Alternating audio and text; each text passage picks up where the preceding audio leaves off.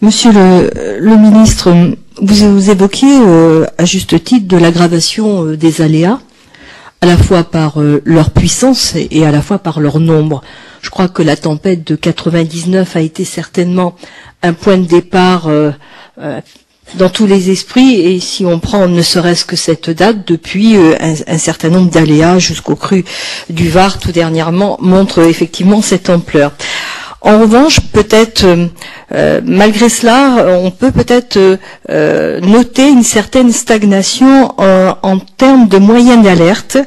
Et même si le principe de précaution, notamment les avertissements de Météo France fonctionnent plutôt bien, je crois qu'il est nécessaire de monter en puissance sur la gouvernance de cette gestion des risques, également sur une meilleure personnalisation, une meilleure grille de lecture de la gestion de l'aléa. Je veux donner un exemple. Je crois qu'il ne faut plus maintenant en France qu'on reste à un simple SMS en disant vous risquez ceci, vous risquez cela, et puis après plus rien.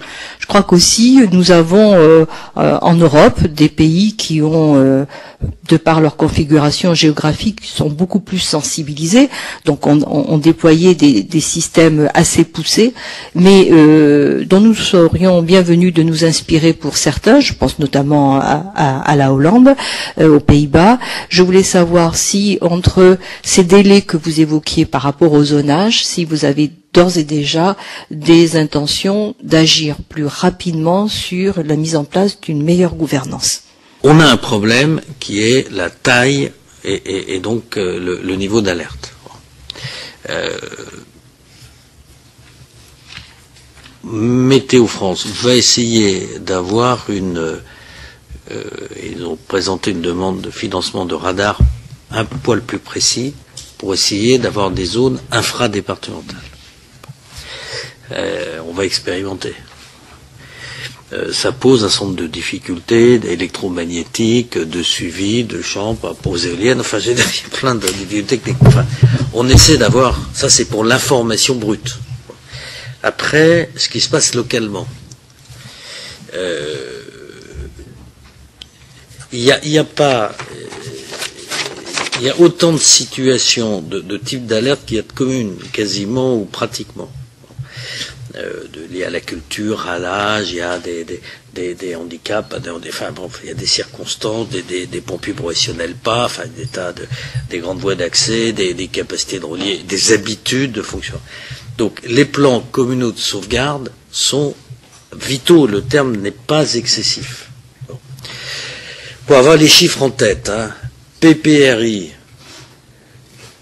10 000 nécessaires estimés il y a 3 ans, 12 000 aujourd'hui, effectivement réalisé 6 500, et les plans communaux de sauvegarde, sur les 6 500, alors qu'ils sont obligatoires, on en a un bon 2000. Mais c'est bien ça l'outil local.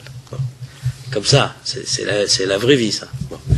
Donc, nous, on va essayer de faire une mobilisation avec des équipes de soutien itinérantes à la bande des préfets pour venir aider les collectivités. On va le faire, on va s'associer avec les départements, parce qu'à un moment donné, c'est pas parce que tu as mis la loi que ça va se faire. Bon. Donc, il y a une méthodologie qui peut gagner un temps considérable. Quand on en a fait 10, c'est plus facile d'adapter le 11e en accord avec la collectivité plutôt que lui demander de réinventer un plan communal de sauvegarde. Il y a quand même des habitudes, des règles, des fonctionnements, etc.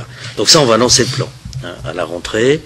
C'est vraiment le plan communal de sauvegarde qui peut être phonique, qui peut être lumineux, qui peut être, il y a des mais ça on sait pas, on voit pas aujourd'hui. Alors Grenelle 2 a amélioré un peu le texte, a un peu forcé, etc. Bon.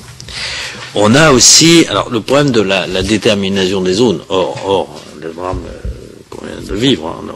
Alors les PPRT, PPRI, c'est quand même pas tout à fait la même règle. On n'est quand même pas du tout sur le même degré, ni de zone d'aléa, ni de zone d'urgence. Bon. Mais la remarque, elle est juste. On a, d'ailleurs la loi Grenelle 2 que certains d'entre vous ont voté, ont renforcé la capacité de l'État à accélérer, à imposer les PPRI, enfin les prescriptions.